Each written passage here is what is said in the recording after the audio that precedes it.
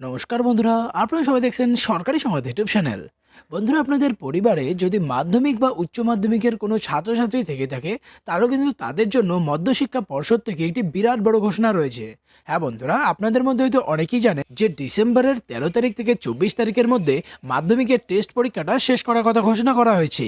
আর এই পরীক্ষাটা কিন্তু 100 নম্বরের মধ্যে হবে, অর্থাৎ 90 হবে লিখিত আর 10 নম্বর হবে মৌখিকের উপর দিয়ে। আর ঠিক তারপরেই 50 নম্বরের মধ্যে হবে উচ্চ মাধ্যমিকের টেস্ট পরীক্ষা। আর যেমনটা আপনাদের মধ্যে অনেকেই জানেন যে করোনার কিন্তু নতুন প্রজাতি ওমিক্রনটা আবারও সংক্রমণ ছড়ানো শুরু করে দিয়েছে।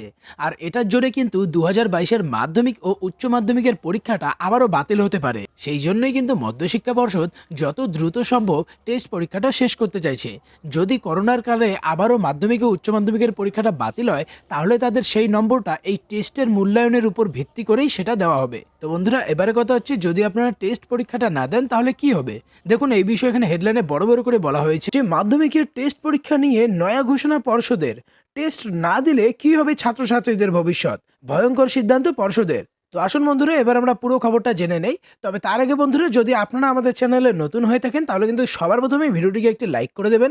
এরই সঙ্গে লাল রঙের সাবস্ক্রাইব বাটনে ক্লিক করে বেল নোটিফিকেশনটা অল করে দেবেন এই ধরনের খবর প্রতিদিন জানার জন্য। তো এখানে দেখুন, প্রথমেই বলা হয় যে সম্প্রতি করোনার নতুন প্রজাতি অমিক্রন সংক্রমণ ছড়াতে শুরু করায় মাধ্যমিক ও উচ্চ মাধ্যমিক পরীক্ষা নিয়ে নতুন করে শুরু হয়েছে জল্পনা। এই মতো অবস্থায় যদি লিখিত পরীক্ষা নেওয়া সম্ভব না হয়, তাহলে কিভাবে মূল্যায়ন করা হবে তার বিকল্প পথ বেছে রেখেছে রাজ্য শিক্ষা দপ্তর। সঙ্গে আরও জানানো হয় যে পরীক্ষা নেওয়া সম্ভব না হলে টেস্ট পরীক্ষার ফলাফল মূল্যায়নের ক্ষেত্রে গুরুত্বপূর্ণ ভূমিকা হয়ে উঠতে পারে। পাশাপাশি পর্ষদের তরফ থেকে জানানো হয় যে 13 ডিসেম্বর থেকে 24 ডিসেম্বরের মধ্যে প্রতিটি স্কুলকে তাদের পরীক্ষার্থীদের টেস্ট পরীক্ষা নিয়ে নিতে হবে।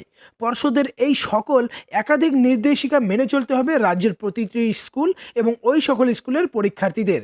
আর যদি কোনো পরীক্ষার্থী পরীক্ষা না দেয়, তাহলে কিন্তু তাকে ফেল বলে ঘোষণা করা হবে।